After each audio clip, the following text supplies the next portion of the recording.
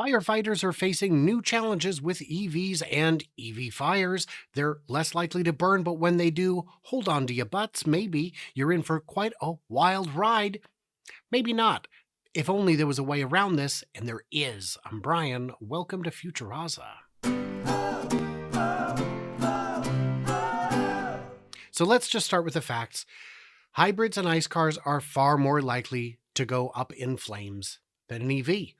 And you could argue, well, yes, but EVs have only been on the road a short time. The number of gas fires encompasses 100 years, 100 plus years to 130, right? Well, hybrids are still pretty new, and hybrids are the most likely per 100,000 sales to go up in flames. And it ain't even close. Gas cars, safer than hybrids. Worst of both worlds. What are you doing? And electric cars, by far, the least flamey. That's all right. You get the idea. So there's a lot of things to consider here in that regard. Great.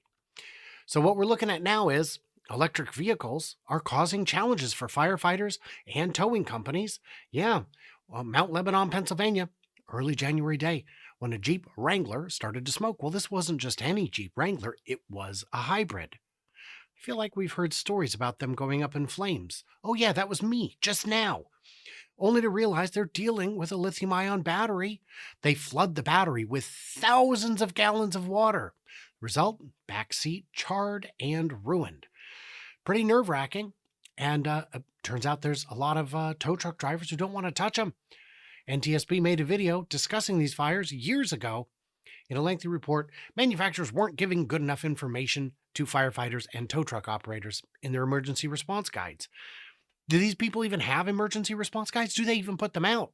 A lot of them have updated, 6 if not. No names are mentioned. That's kind of weird. A fire blanket helps, but really, you just need the right tool for the job. Firefighters are still learning how to fight them. Here's everything you need to know to be safe, with a picture of a Tesla engulfed in what is clearly a house fire. It looks like there was a crash here, but that's not how you park. There's more to this story than this, but okay. Yeah, dangerous, difficult. How do you do it? I mean, there's thermal runaway. There's, for that matter, maybe there was one here. It says, if it drives through deep water, be sure to get it towed. After floodings, I'll just drive it after it flooded. If your car floods, get it checked. If you're in a very serious accident, get it checked. And make sure you communicate clearly with the first responders about what's actually going on.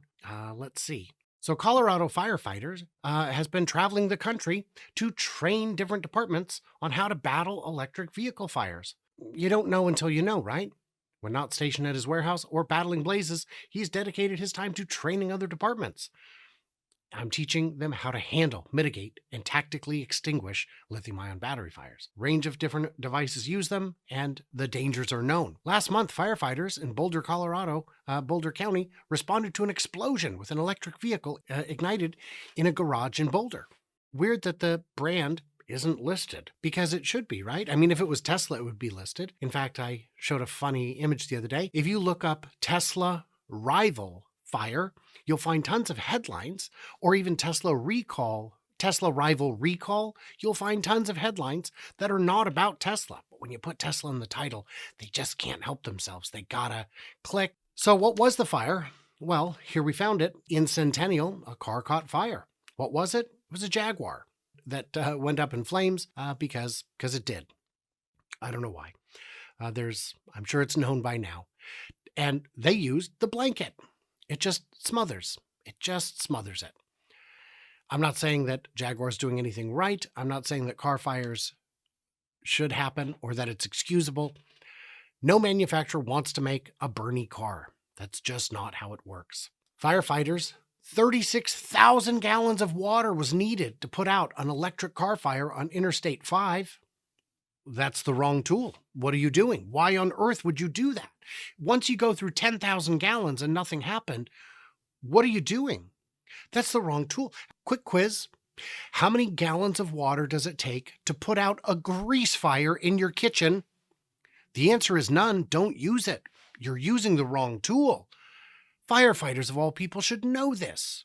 But I guess that's too much to ask. This one I found while researching this story. EV Hummer catches fire 3 times after a hit-and-run crash, causing a driver wanted by the police. This happened not too far from where I live, a couple hours away. An EV caught fire in a hit and run. It smashed into the barrier real hard. So a question I would ask is, why is this the first I'm hearing about this? This is a dangerous situation. This is something that I feel like I would have heard about, but it wasn't. I didn't hear about it. Very weird. It's almost like, except when it's a Tesla, you don't really hear much about it. Because a car being smashed into something and then catching on fire is a thing that happens. That's not that surprising or unusual.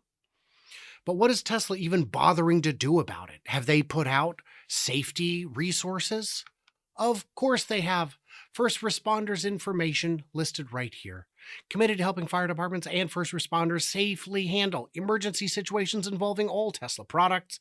Emergency disconnects are available to safely de-energize the vehicle when extraction is needed to rescue passengers. Model S, Emergency Response Guide, rescue sheet for 21.2 and newer, and the rescue sheet for the ones older than 2021, and the owner's manual. The same for all this. Oh, I see. Interesting. Well, it's broken down by years and whatnot.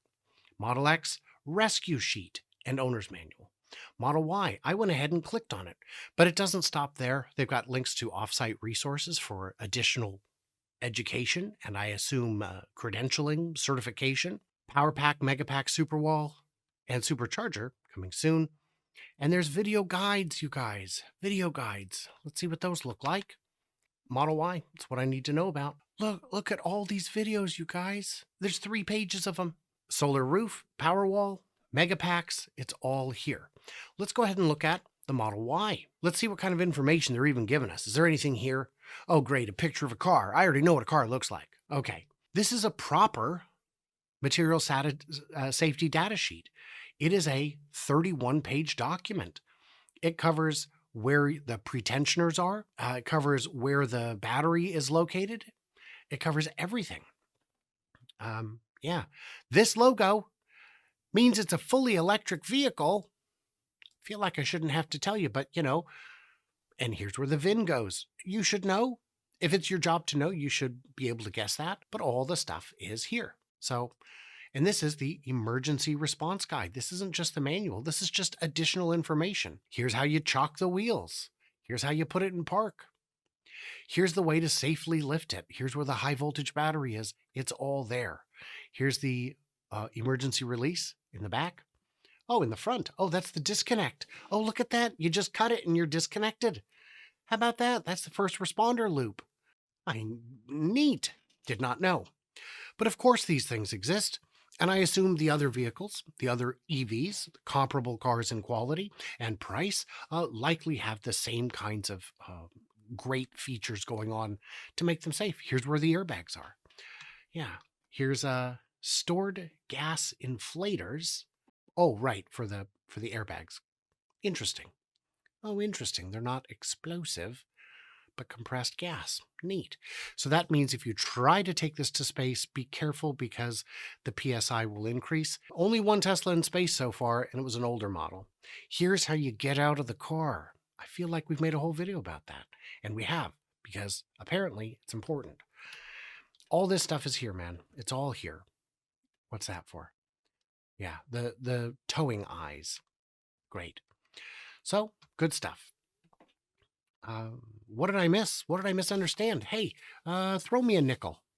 I think $1 is the minimum, but any of these work, and your support is appreciated. Not required. You can just leave a comment, a like, a subscribe, any of those things. Hey, if all of you guys subscribed, I'd be at 100,000 viewers already because half my viewers are not subscribed. So, wow, awesome.